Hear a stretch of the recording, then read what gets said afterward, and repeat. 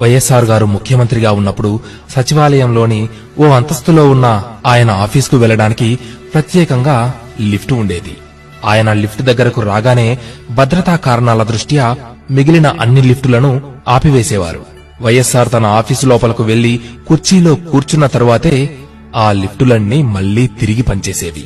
అయితే ఆయన ముఖ్యమంత్రి అయినప్పటి నుంచి ఒకే ఉద్యోగి లిఫ్ట్ ఆపరేటర్ గా ఉండేవాడు.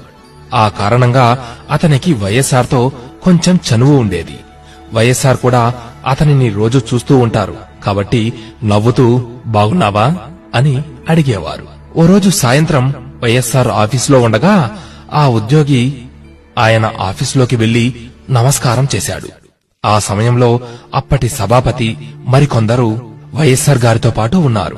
వైఎస్ఆర్ ఆశ్చర్యంగా అతని వైపు చూస్తూ ఏంటి ఇలా వచ్చావ్ అని అడిగారు. సార్, నేను ఈ సాయంత్రంతో రిటైర్ అయిపోతున్నాను, చివరిసారిగా మీకు చెప్పి వెళ్దామని అన్నాడు అతను. అరే, పొద్దునే చెప్పలేదే, ఉండు అని తన కార్యదర్శులకు ఫోన్ చేసి అర్జెంటుగా ఒక శాలువా బొకే తెమ్మని ఆదేశించారు. ఈలోపే ఆ ఉద్యోగి కుటుంబ వివరాలను కూడా అడిగి తెలుసుకున్నారు. అతనికి సొంత ఇల్లు కూడా లేదని, పెళ్లి కావలసిన కుమార్తెలు ఉన్నారని తెలుసుకుని సెక్రటరీని పిలిచి ఆ ఉద్యోగి పేరుతో ఒక ప్రభుత్వ స్థలం ఉన్న ప్రాంతంలో 2 ఎకరాల భూమికి పట్టా కాగితాలు అరగంటలోపు సిద్ధం చేయమని ఆదేశించారు. ఇంతలో శాలువా, బొకే ఇంకా స్వీట్స్ వచ్చాయి.